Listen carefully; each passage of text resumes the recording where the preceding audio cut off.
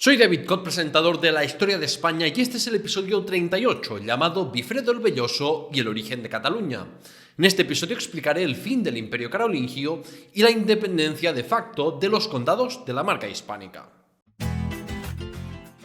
Suscríbete en YouTube y podcast a La Historia de España, presentada por David Cot. ¿Cuándo nace Cataluña? Los condados que terminaron independizados de facto al sur de los Pirineos no tenían un nombre ni una consciencia de unidad en el siglo X. Los cronistas francos hablaban de sus gentes como godos o hispanos en contraste con los francos y hacían referencia a Hispania sin darle un nombre específico al conjunto de condados carolingios, o incluso solo hablaban de fronteras de España, limitándose el término España a las zonas de dominio musulmán. Otras denominaciones incluyen Gotia, para el conjunto de condados en territorios de ambas vertientes de los Pirineos que formaron parte del reino visigodo de Toledo. También se hablaba, por supuesto, de Marca Hispánica, pero a finales del siglo IX no tiene ya sentido hablar de Marca Hispánica al desaparecer el Imperio Carolingio. Desde la perspectiva árabe, la Cataluña oriental era parte del conjunto de tierras de los francos y Franja. Esta misma perspectiva impregnó escritos castellanos tan tarde como hasta mediados del siglo XIII. La vacilación en la forma de denominar el conjunto de los condados hasta la Baja Edad Media se debe a que era una realidad territorial y administrativa sin precedentes y porque no existía aún ningún tipo de unidad ni de consciencia territorial común definida, por lo que se hablaba individualmente de cada condado. Nosotros tenemos el mismo problema que sus contemporáneos en no tener un nombre común para designar el conjunto de condados a partir de la época de Bifredo el Velloso o Suniario de Ampurias. Por eso algunos historiadores hablan de Precataluña. Y es que, pues lo siento, pero si creíste por el título del episodio que Bifredo el Velloso fue el fundador de Cataluña, caíste en un clickbait. Yo, por convencionalismo y para hacerlo fácil de entender, me referiré a los condados en su conjunto como condados catalanes a partir de este episodio. Pero hay que remarcar eso, que es anacrónico, sobre todo para antes del siglo XI, porque aún la idea de Cataluña no existía. ¿Cómo surgió el concepto de Cataluña? Pues a partir de que los condes de Barcelona, empezando por Ramón Berenguer I, ejercieran una hegemonía sobre el resto de condados que antes no habían tenido, y a partir también de la unión de la Casa de Barcelona con la Casa Real de Aragón. Debido a eso, se exaltó la memoria familiar de la línea barcelonesa descendiente de Bifredo el Velloso y se creó una historia catalana barcelonocéntrica, por decirlo así, que no refleja la realidad de la Alta Edad Media. A mediados del siglo XI, un monje benedictino de la abadía de Fleury percibía ya un cierto despunte de Barcelona, porque habla de un reino de Barcelona sin rey, gobernado por unos pocos duques. La primera mención indiscutible de Cataluña procede de principios del siglo XII, en un documento de Pisa, aunque también algunos historiadores y filólogos defienden que ya aparecen en algunos documentos de la segunda mitad del siglo XI. También es destacable que utilizaban la palabra Cataluña en su gentilicio catalán frecuentemente los trovadores occitanos a partir del siglo XII.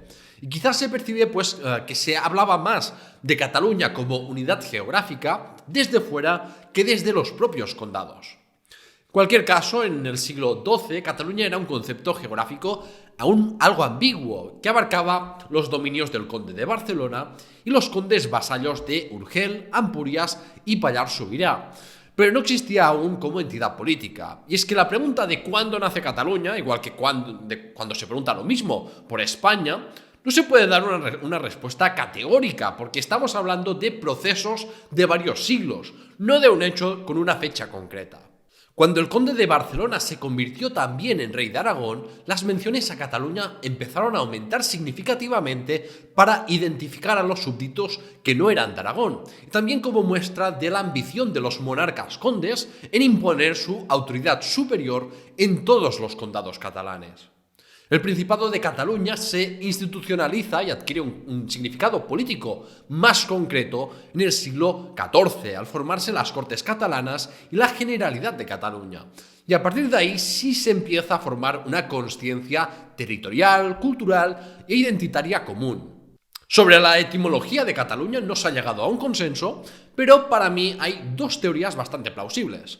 Una afirma que Cataluña deriva de Gotia Launia, que significa tierra de godos, y la otra teoría principal, y la que a mí personalmente más me convence, es que la que sugiere que la palabra Cataluña deriva de castlà, término utilizado para referirse a los señores de los castillos, a los castellanos, por lo que según esta teoría, Cataluña significaría tierra de castillos.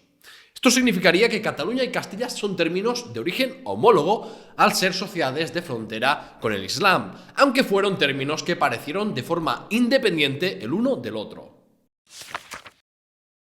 El fin del Imperio Carolingio.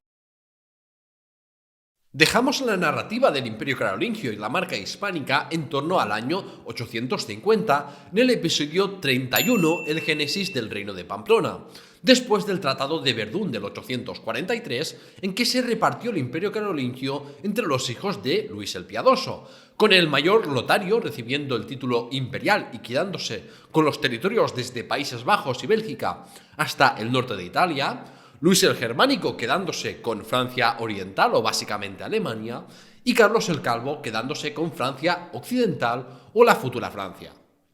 Ya expliqué que el Imperio Carolingio no terminó con el Tratado de Verdún, como muchas veces se repite, porque los reyes carolingios del resto de la centuria y sus grandes magnates siempre tenían ambiciones políticas e intereses económicos más allá de sus reinos. De ahí que el título de emperador ganase importancia porque titularse emperador daba legitimidad como superior al resto de reyes de la familia carolingia. Sin embargo, estos horizontes políticos amplios y la idea imperial terminaron a finales del siglo IX, y es lo que tenemos que ver ahora de manera resumida para entender lo que pasó en la marca hispánica.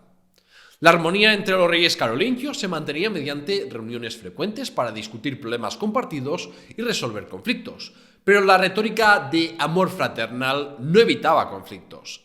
Aunque la competencia entre reyes carolingios por el poder era vista como una transferencia y nuevo balance de poder dentro del sistema imperial carolingio y no para destruirlo, lo cierto es que eso minaba a los carolingios porque los aristócratas podían buscar fidelidad en un rey u otro y también daba incentivos para que se fuera abandonando el modelo de una propiedad muy dispersa y que los reyes mirasen de ganarse la fidelidad de aristócratas con donaciones de propiedades más concentradas.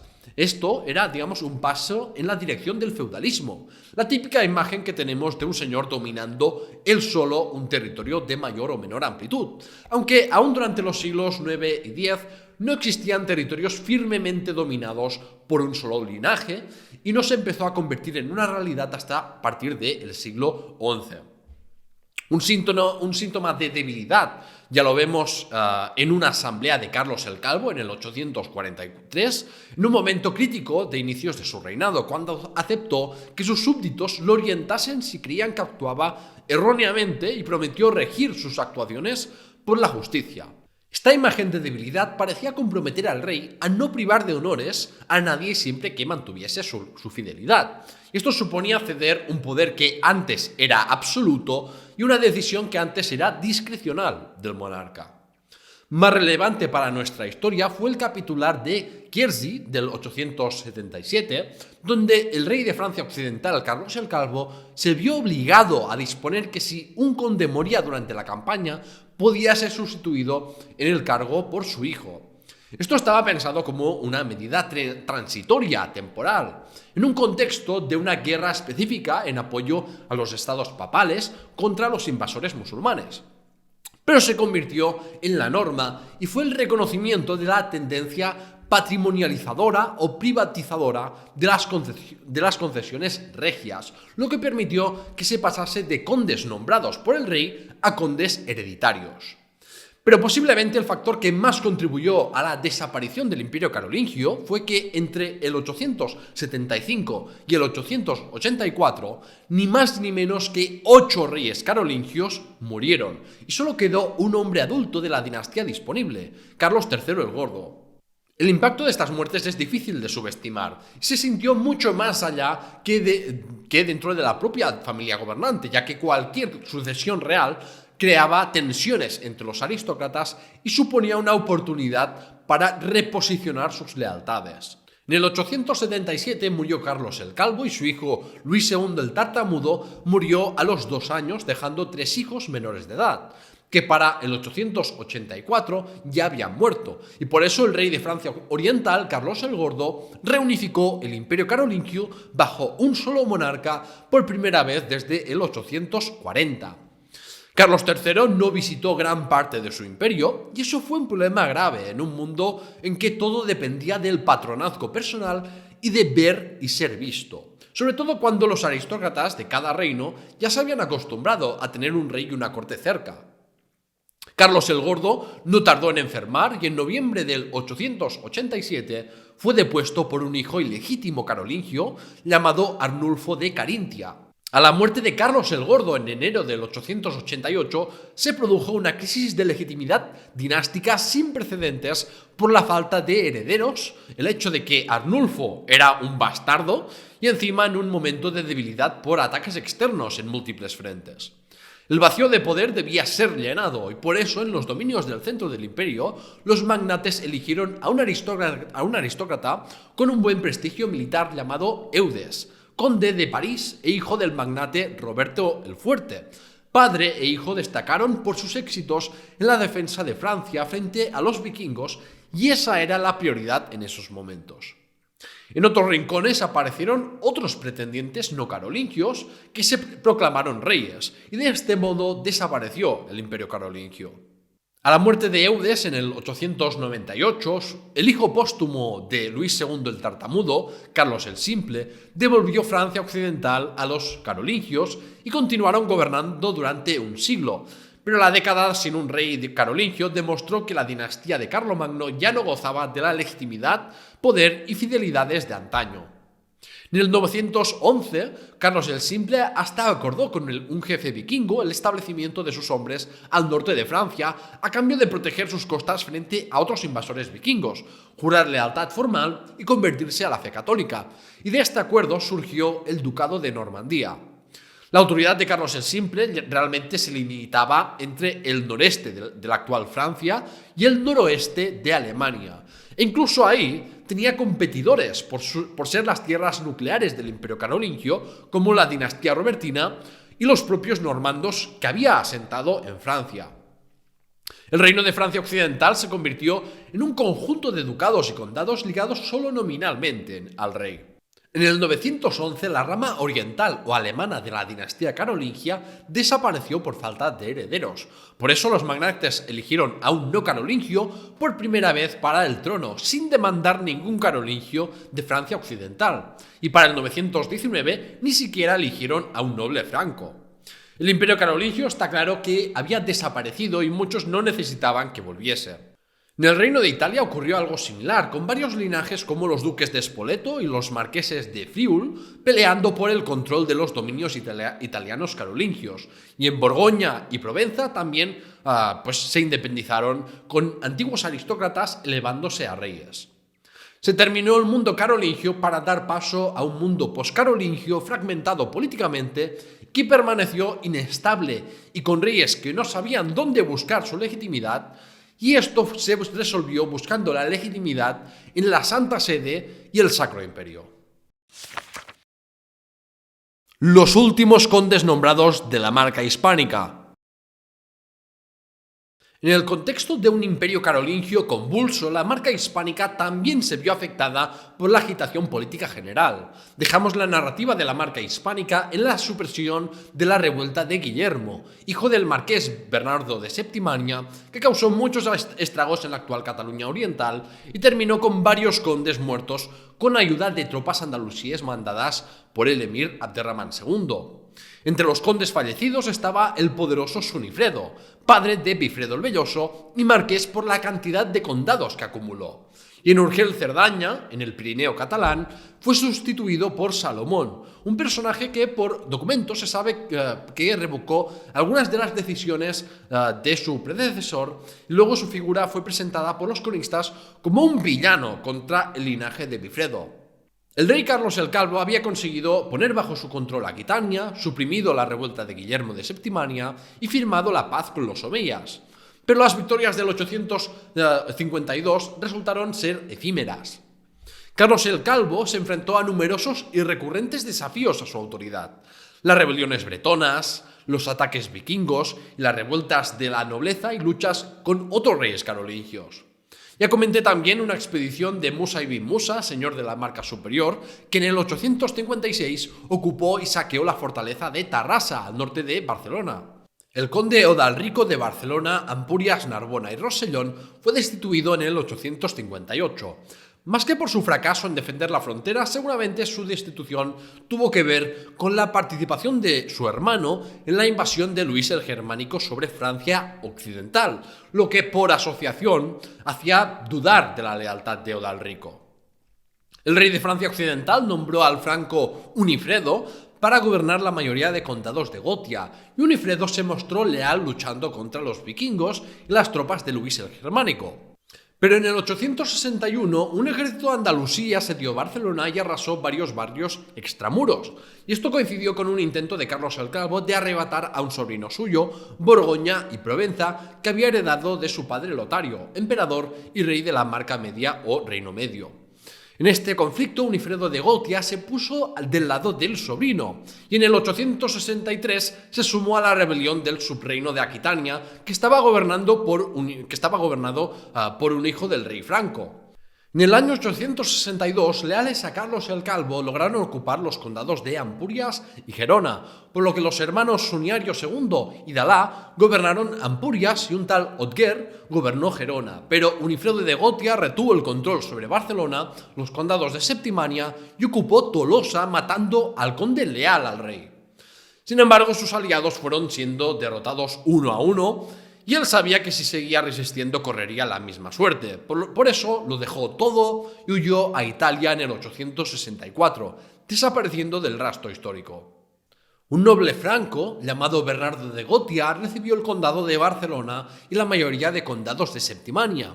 Hacia el 870 murieron Otger de Gerona y Salomón de Urgel Cerdaña. Los honores del primero los recibió Bernardo de Gotia, mientras que Urgel Cerdaña fueron a parar a manos de Bifredo el Velloso, y su hermano Miró el Viejo recibió Conflent, al oeste del Rosellón. Bernardo había acumulado muchos cargos como su antecesor Unifredo y terminó por rebelarse entre el final del reinado de Carlos el Calvo y la coronación de Luis II el Tartamudo, junto a otros grandes magnates del reino. El problema para Bernardo es que otros hicieron las paces con el nuevo rey, mientras que él permaneció en la desobediencia, por lo que perdió sus cargos y sus condados fueron repartidos entre fieles carolingios bien arraigados en la Marca hispánica y cuyas familias habían demostrado una lealtad inquebrantable a lo largo de varias generaciones.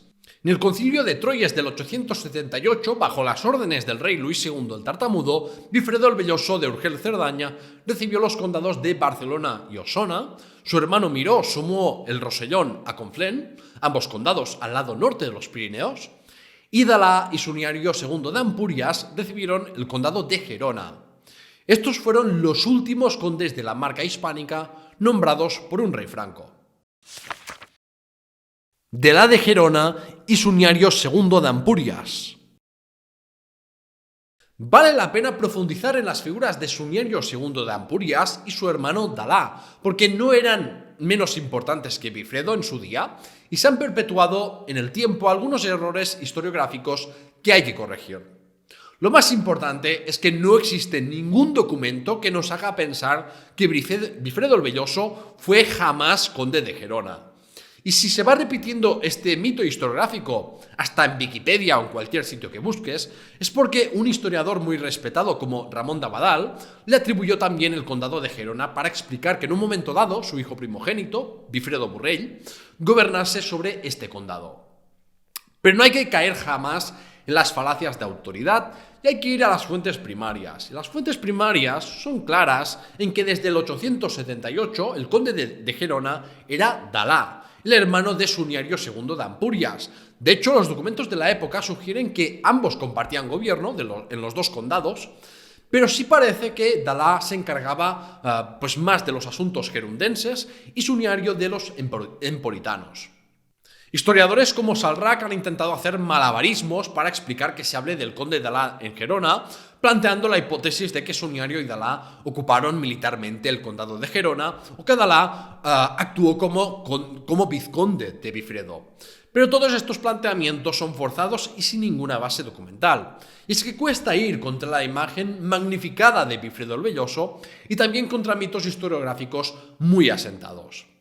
De la documentación del conde de Alá me parece muy interesante un documento que habla de que el conde compró unas propiedades a unos judíos del territorio de Basalú, al norte de Gerona, y tras esto Dalá estableció a los judíos en la ciudad de Gerona. Una noticia más de la poca estudiada presencia judía en territorios cristianos peninsulares de la Alta Edad Media. El rastro de Dalá se pierde en el 893 y lo sucedió en Gerona un conde llamado Gausfredo, que como además es un nombre que en la casa de Ampurias se va repitiendo en el tiempo, pues se asume que era algún tipo de pariente de Dalá y Suñario. Solo se conocen dos documentos de Gausfredo de Gerona, ambos del 898, pero se perdieron sus originales con la Guerra Civil Española.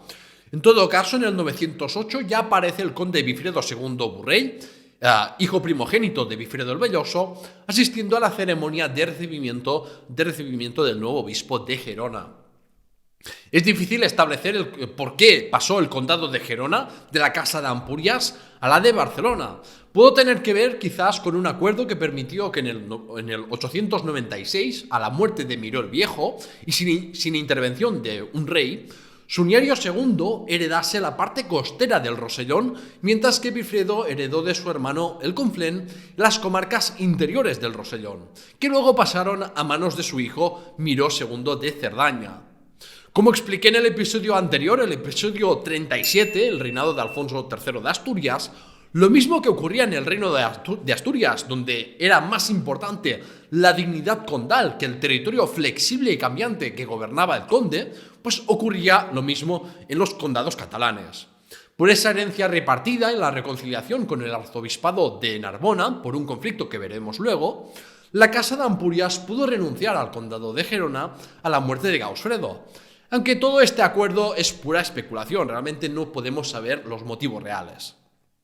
Sobre Suñario II y el condado de Ampurias, la capital era San Martín de Ampurias, población heredera de la Emporium griega y romana, pero ya muy decadente, que si fuese de condal más que nada era pues porque conservaba unas mínimas estructuras urbanas y había sido sede episcopal goda.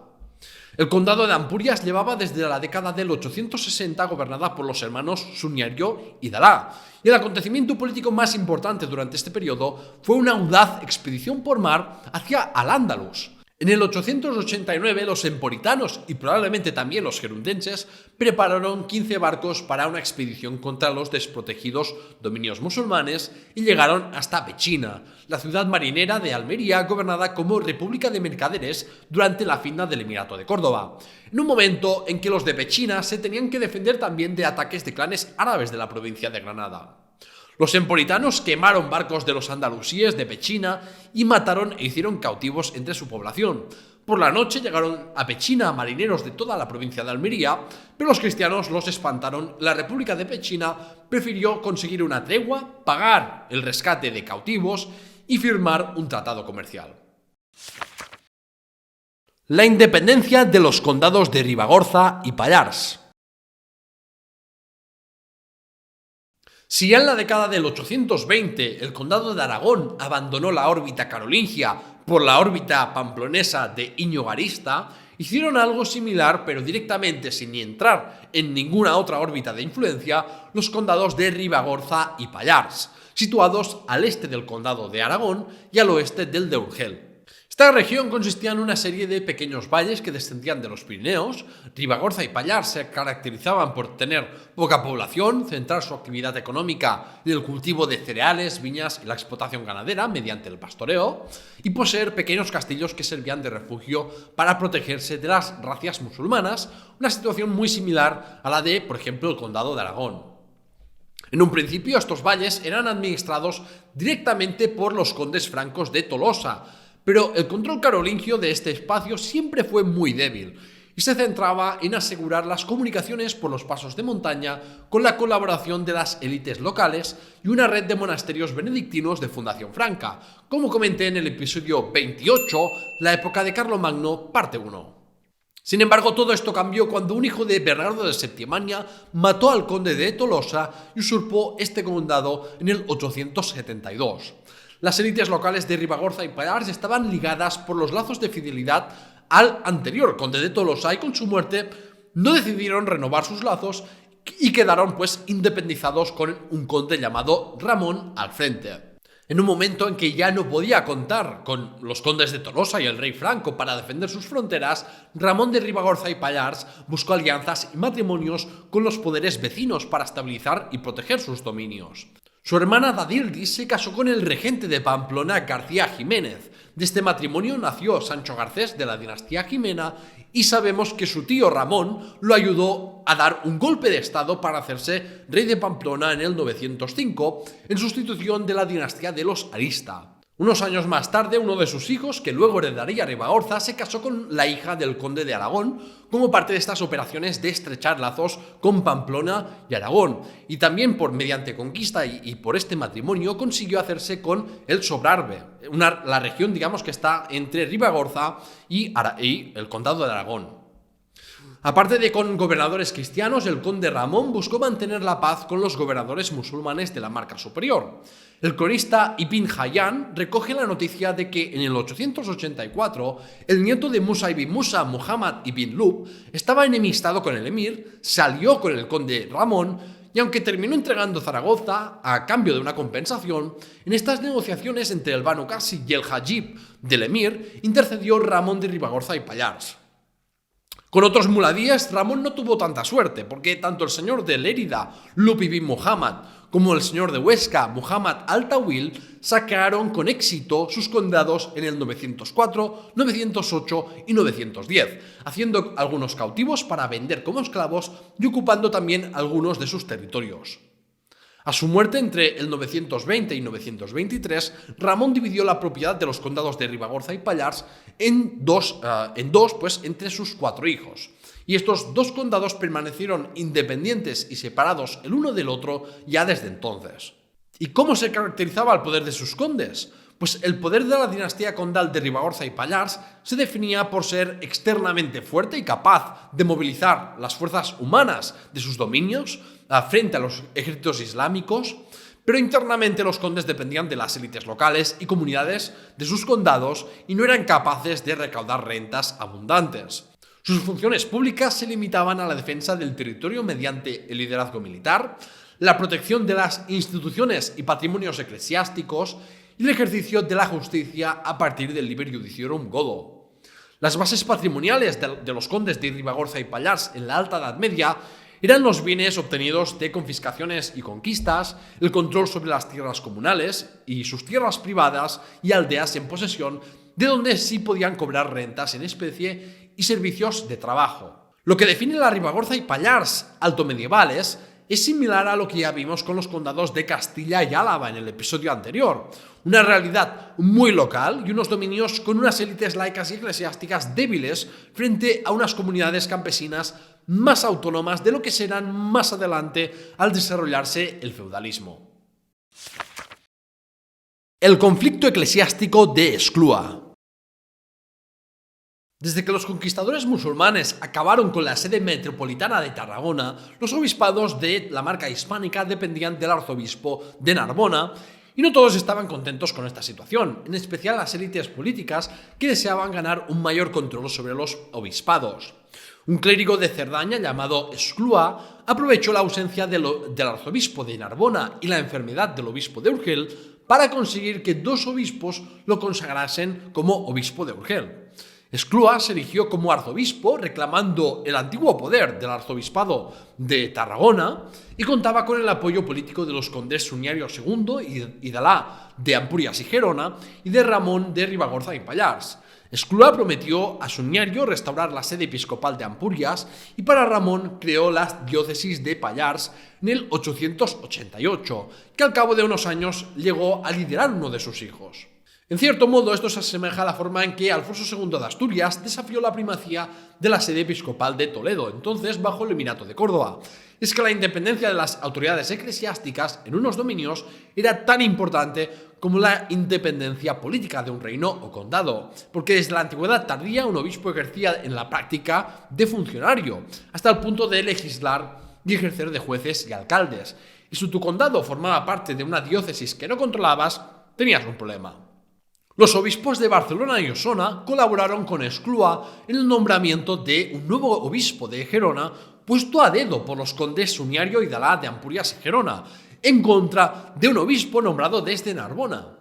Bifredo el Velloso parecía impasible al principio con esta situación, pero se vio obligado a actuar en contra de Esclúa porque mantenía una buena relación con el arzobispo de Narbona y el nuevo obispado de Pallars recortaba la jurisdicción del obispado de Urgel, que estaba bajo su dominio. Los primos de Bifredo, Suniario y Dalá, acudieron junto al obispo intruso de Gerona a la corte del rey Eudes de la dinastía robertina para confirmar propiedades suyas y reconocerlo como rey, a diferencia de Bifredo, que no hizo un semejante gesto.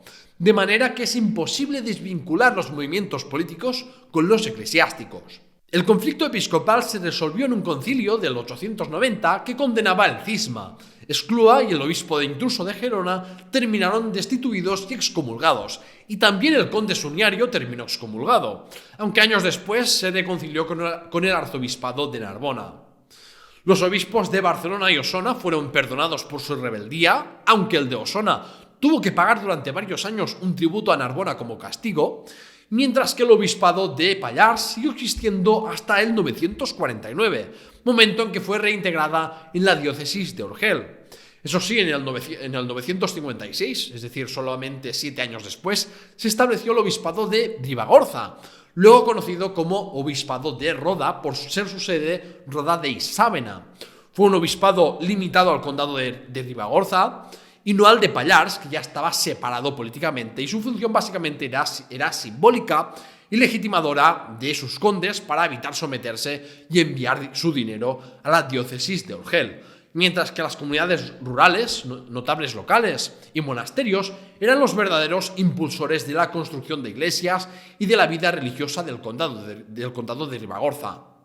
En todo caso, este motivo político de deseos de independencia política y eclesiástica de los condes de Ribagorza es la razón por la que Roda de Isàvena, que hoy en día no tiene ni siquiera 50 habitantes, es la localidad más pequeña de España con una catedral, la bonita Catedral Románica de San Vicente. Bifredo el Velloso, entre el mito y la historia. La figura de Bifredo el Velloso ha sido durante siglos mitificada con nuevas leyendas que hacen difícil saber qué es real y qué es ficción. Que si fue un gran líder militar, un godo leal a la dinastía carolingia, el creador de la señera, o ni más ni menos que el fundador de Cataluña. Veremos todas estas cuestiones en esta sección, pero empecemos por el primer documento mitificador del conde Bifredo, la crónica del siglo XII, Gesta Comitum Basinonensium. La gesta no es la historia de un territorio, es la historia de un linaje, concretamente el de la rama barcelonesa descendiente de Bifredo el Velloso. Es que el objetivo era ensalzar una dinastía y demostrar la soberanía hereditaria de este linaje sobre los dominios catalanes en su conjunto, con sus pretensiones hegemónicas sobre toda Cataluña, como he comentado en la primera sección de este episodio. Los orígenes de la Casa de Barcelona adquieren un carácter legendario en esta crónica. Y es que según la leyenda, el padre de Bifredo fue asesinado por el conde Salomón de Urgel Cerdaña, al que erróneamente se le atribuía el condado de Barcelona y se decía que era un franco odiado por sus súbditos hispanogodos. Al morir su padre, el conde de Flandes, sí, Flandes, Países Bajos, es decir, nos vamos muy lejos de Cataluña, este conde crió al huérfano, pero Bifredo terminó dejando preñada a la hija de su protector. Debido a esto, el conde de Flandes habría obligado a Bifredo a jurar que vengaría el asesinato de su padre y se convertiría en conde de Barcelona para así poder casarse con su hija. De este modo, Bifredo el Velloso se rebeló y asesinó a Salomón, cumpliendo su promesa y venganza. La realidad es que Bifredo nunca se rebeló ni su padre fue asesinado por el conde Salomón. El verdadero padre de Bifredo fue Sunifredo, marqués de Gotia y conde de la mayoría de condados de la marca hispánica, de la década del 840, mientras que su abuelo sí que ha sido más discutido, con unos proponiendo que fue el conde Bellón de Carcasona y otros sugiriendo que Bellón era el suegro de Sunifredo y que su padre fue Burrell, conde de Urgel, Cerdaña y Osona al producirse la conquista carolingia.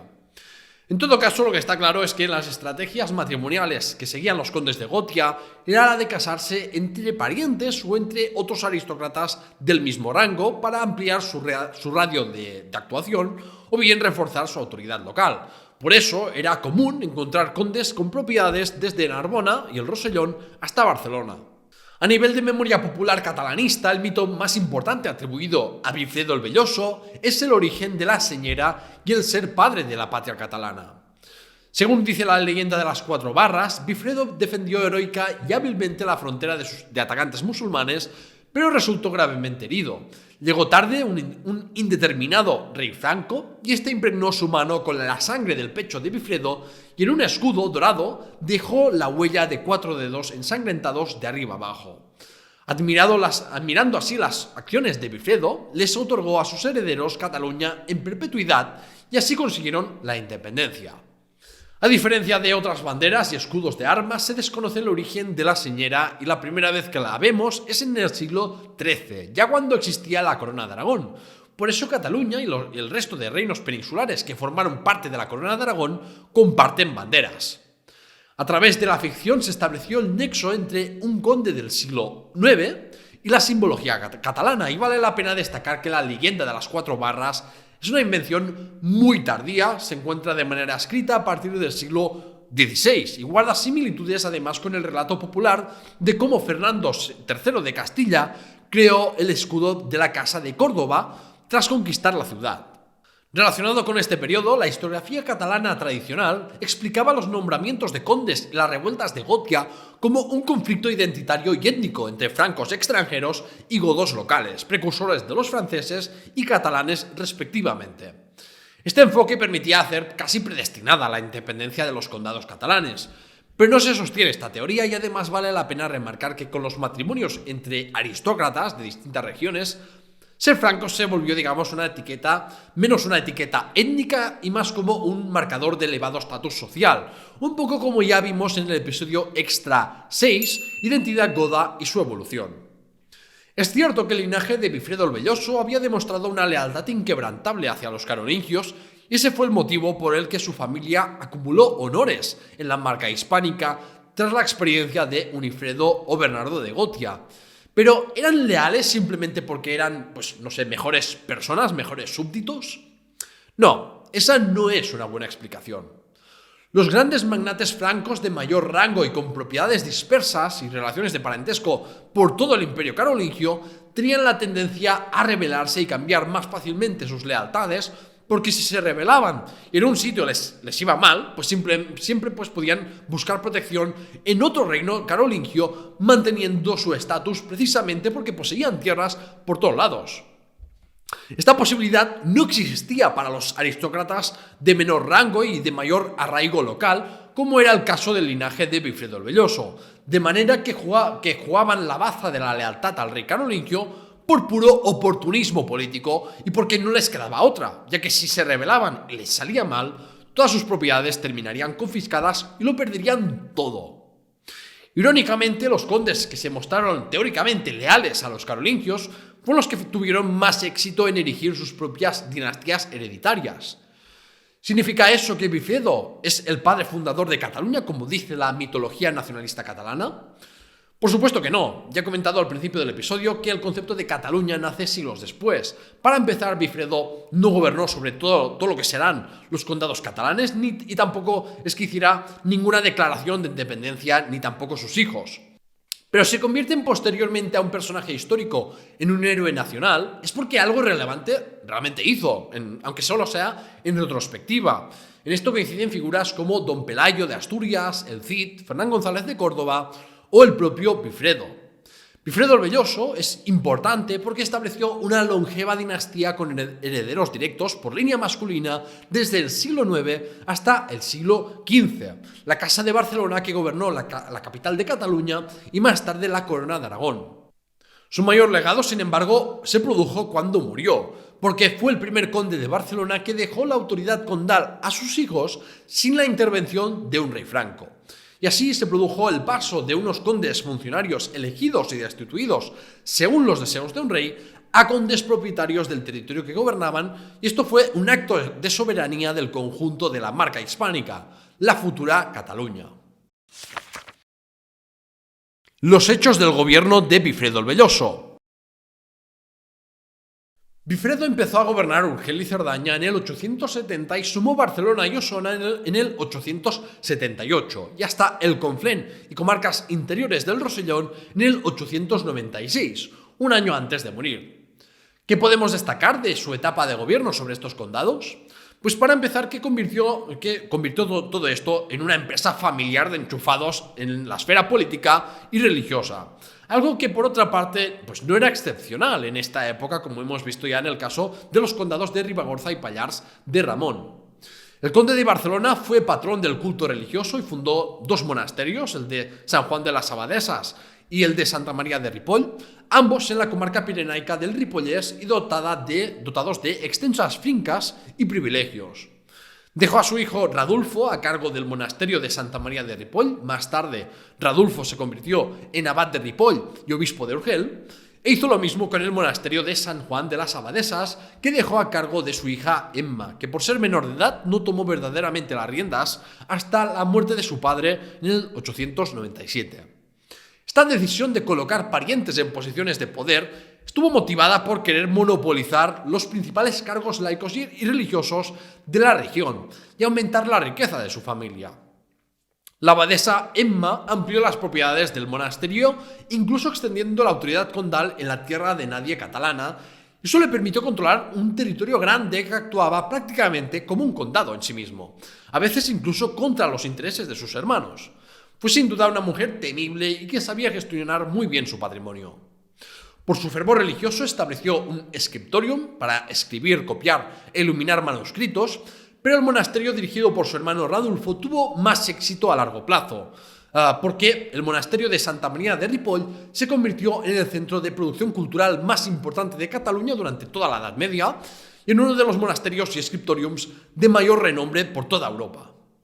Por otro lado, en Cataluña también había una tierra de nadie mucho más pequeña que en el caso de la Cuenca del Duero, entre la frontera carolingia y andalusí, poblada con gente que no controlaba ningún estado. Y Bifredo hizo avances en la integración de estas tierras. La prioridad fue restablecer la autoridad condal sobre Osona, en el interior de Cataluña, que recordemos había dejado de estar bajo dominio carolingio desde los destrozos y desestructuración causadas por la revuelta de Aizón del 826. Le venía bien al conde Bifredo ganar control sobre Osona, porque de esta forma podía conectar sus condados pirenaicos con Barcelona. Y la creciente anarquía del Emirato de Córdoba era una oportunidad para consolidar y expandir sus posesiones. La ciudad de Vic, la entidad urbana más importante del poco poblado corazón de Cataluña desde la época prerromana, había sido destruida durante la revuelta de Aizón, pero con la iniciativa de Bifredo el Velloso volvió a ganar vitalidad y se restauró la sede episcopal de Osona con la ayuda del arzobispo de Narbona y clérigos de Gerona y Cerdaña. También hubo avances territoriales más lentos en las comarcas del Lluçanès y Berguedà, al sur del condado de Urgel, así como en la comarca de Bages, que incluye la ciudad de Manresa y la montaña de Montserrat. La última zona que integró Bifredo, y vale la pena destacar, es Cardona, población situada en un afluente del río Llobregat, en medio de la línea que une Barcelona y la Seu d'Urgell. Y por su situación estratégica, Bifredo el Velloso fortificó Cardona y concedió cartas pueblas con privilegios fiscales y hasta inmunidad para los criminales que habitaran Cardona y sus tierras próximas. Como ocurría con el resto del territorio peninsular, la historiografía de hace unas décadas afirmaba que la tierra de nadie que integró Bifredo el Velloso realmente estaba despoblada y todo lo que venían eran colonos de unos Pirineos supuestamente superpoblados que actuaban como refugio frente a los musulmanes. Pero esta tesis está igual de desfasada que para la cuenca del Duero. Como en el caso del Duero, sin duda había colonos que llegarían junto a la autoridad condal, pero la mayoría de habitantes serían autóctonos que pasaban a estar bajo una administración supralocal. Los musulmanes no se quedaron de brazos cruzados con la expansión realizada por Bifredo.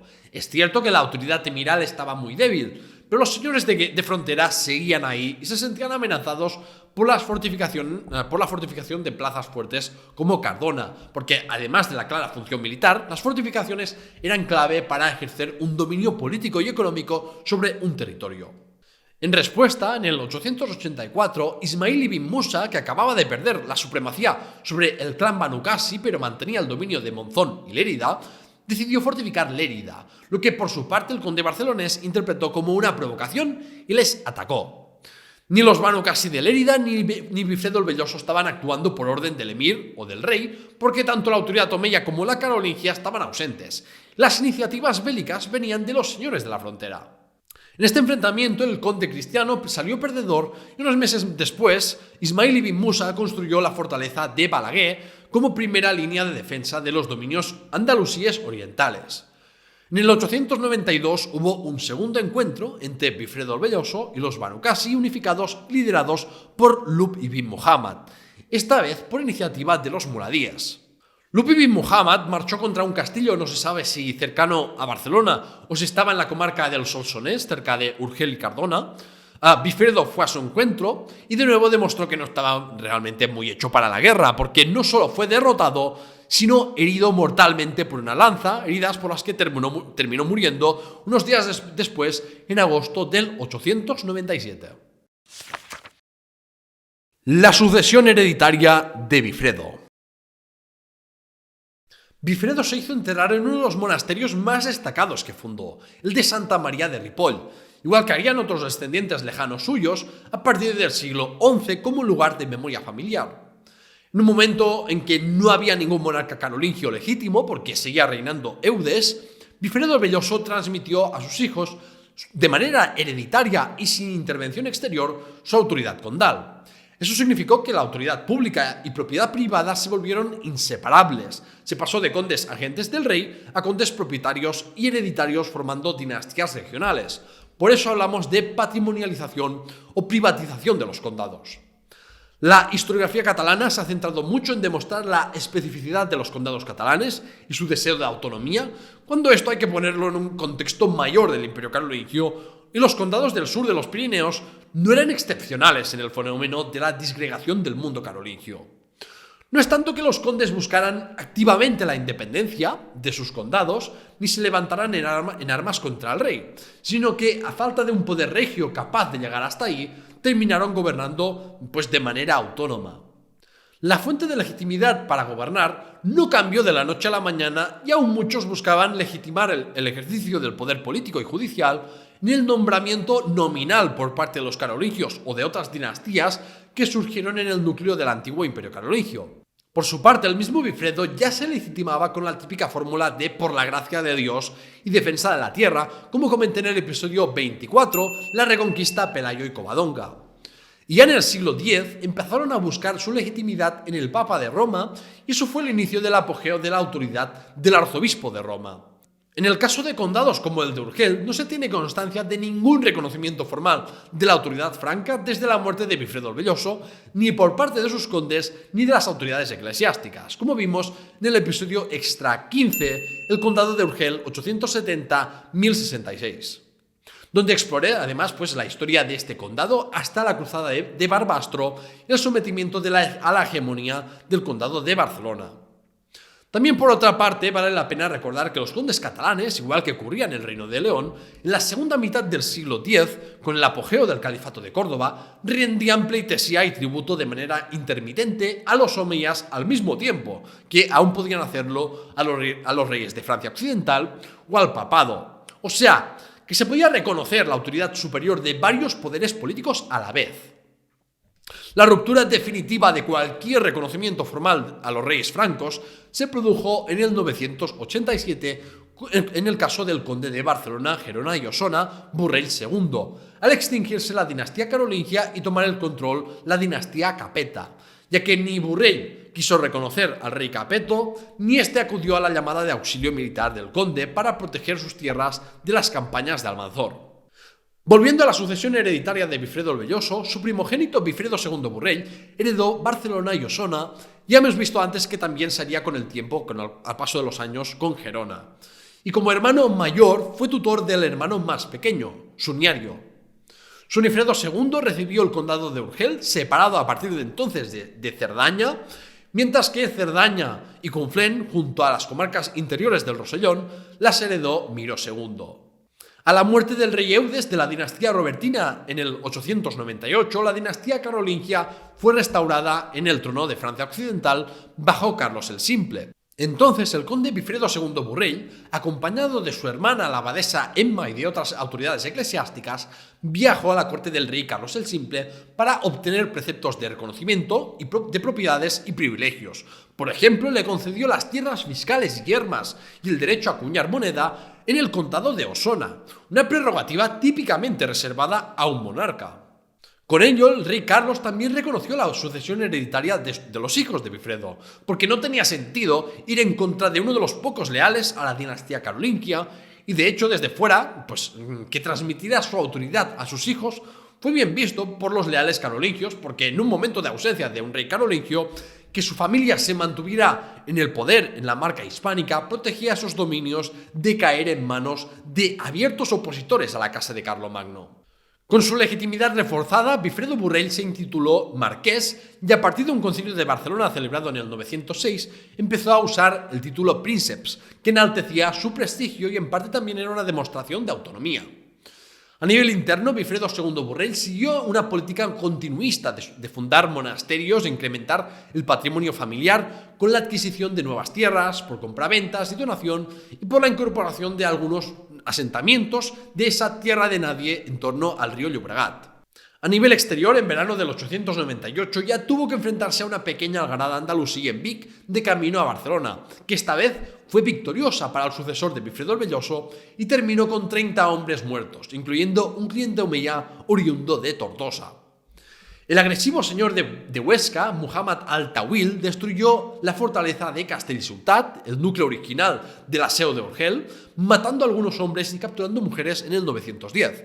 Sin embargo, el conde de Barcelona, Gerona y Osona le paró los pies en el 912 y al año siguiente consiguió matar al molesto Muhammad al-Tawil.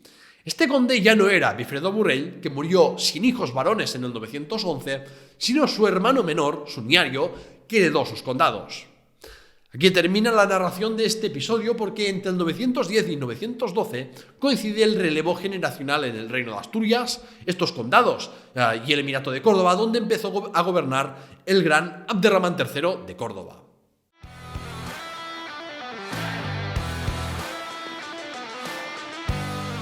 ¡El veredicto!